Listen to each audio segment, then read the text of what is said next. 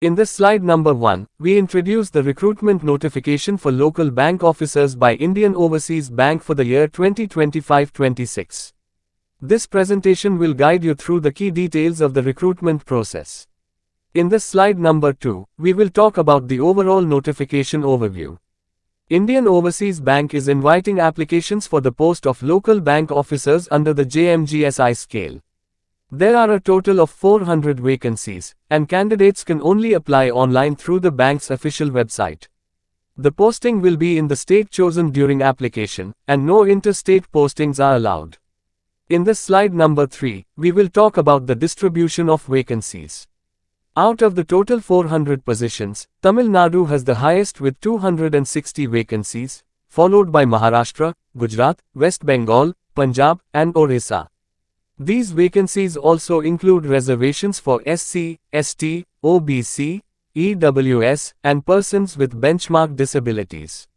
In this slide number 4, we will talk about the application fee.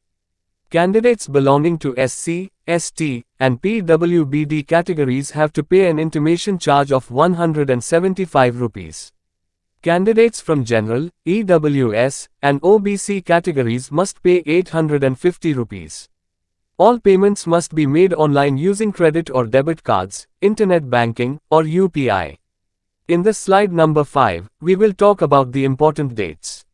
The application process begins on the 12th of May 2025 and closes on the 31st of May 2025. The same dates apply for the payment of application fees. Candidates are advised to complete the process well in advance to avoid last-minute issues. In this slide number 6, we will talk about the age eligibility. Applicants must be between 20 and 30 years old as of the 1st of May 2025. However, there are age relaxations: 5 years for SC and ST, 3 years for OBC non-creamy layer, and 10 years for PWBD candidates. The maximum age limit with all relaxations applied can go up to 50 years.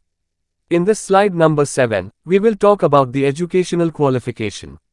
To be eligible, candidates must have a graduation degree in any discipline from a university recognized by the Government of India. Additionally, applicants must be proficient in the local language of the state they are applying for, including the ability to read, write, and speak fluently.